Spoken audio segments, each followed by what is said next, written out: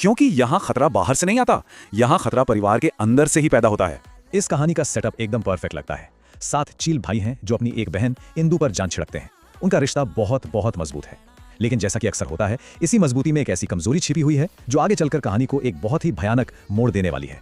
और वो मोड़ आता है एक बहुत ही छोटी सी अनजाने में हुई एक गलती से। बहन इंदु गलती से अपना थोड़ा सा खून खाने में मिला देती हैं और वो खाना इतना ज्यादा स्वादिष्ट हो जाता है कि भाई दीवाने हो जाते हैं। बस यही छोटी सी घटना, यही है वो कमजोरी जिसका फायदा कहानी का विलन उठाने वाला है। और विलेन कौन है? एक बूढ़ा गिद्ध जो परिवार का दोस्त होने का नाटक करता है।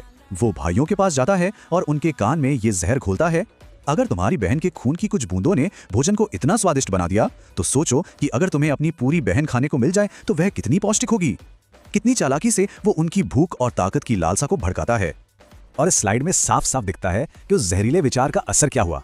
हेर फेर से पहले भाई कहते थे हमारी बहन अनमोल है, और बाद में गिद्ध सही है, मजबूत बनने के लिए हमें अपनी बहन को खाना ही होगा। मतलब सोचिए, सिर्फ कुछ शब्दों ने उनके प्यार को एक भयानक शिकारी भूख में बदल दिया। तो फिर बहन बचती कैसे है? यहाँ कहानी में एक दिलचस्प मोड़ आता है। पहली कहानी की हीरो मीठी चिड़िया सबसे छोटे भाई की मदद के लिए आगे आती है। वो एक चतुर चाल चलती है। वो मशरूम को इस तरह से पकाती है कि बाकी भाइयों को लगता है कि उन्होंने सच में अपनी बहन को खा लिया है, और इसी धोखे से उन्हें अपनी भयानक गलती का एहसास होता है और असली विलन यानी उस गिद्ध का भी पर्दाफाश हो जाता है।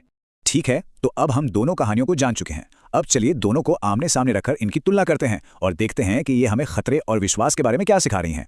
ये टेबल देखिए, ये दोनों कहानियों के फर्क को बिल्कुल साफ कर देता है। पहली कहानी में विलन एक बाहरी शिकारी है चील, और दूसरी में एक आंतरिक जोड़ तोड़ करने वाला गिद्ध।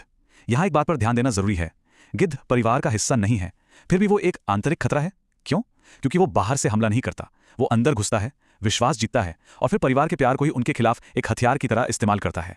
तो आखिर इन सब का मतलब क्या है? ये कहानियां, ये पुराने फॉर्मूले आज भी इतने असरदार क्यों हैं? इसकी वजह यह है कि ये हमारे कुछ सबसे बुनियादी डरों को छूती हैं। एक तरफ बाहरी दुनिया के अनजान खतरों का डर, और दूसरी तरफ उससे भी कहीं ज्यादा बड़ा डर, अपनों से मिलने वाले धोखे का डर। तो जो मुख्य बातें निकल कर आती हैं वो ये हैं कि ये कहानियां हमें बाहरी खतरों और अंदर के भ्रष्टाचार में फर्क करना सिखाती हैं। ये बताती हैं कि सिर्फ ताकत ही नहीं बल्कि चालाकी से बोले गए शब्द भी उतने ही खतरनाक हो सकते हैं। और सबसे बड़ी बात, चतुराई और गठबंधन अक्सर अकेली ताकत से कहीं ज्यादा शक्तिशाली होते हैं। मतलब इन कहानियों की असली पावर इनके यूनिवर्सल थीम्स में है। यह हमें एक बहुत जरूरी बात सिखाती हैं कि दुनिया में 2 तरह के दुश्मन होते हैं, एक वो जो दरवाजा तोड़कर अंदर आता है और दूसरा वो जो दोस्त बनकर पहले से ही अंदर बैठा होता है। और यहीं पर मैं आपको एक आखिरी सवाल के साथ छोड़ना चाहता हूं। पहले कहानियां अलाव के चारों ओर सुनाई जाती थीं, आज स्क्रीन्स पर देखी जाती हैं। जरिया बदल गया है, तकनीक बदल गई है। तो विश्वास और धोखे की ये सदियों पुरानी कहानियां आगे चलकर और कैसे विकसित होंगी?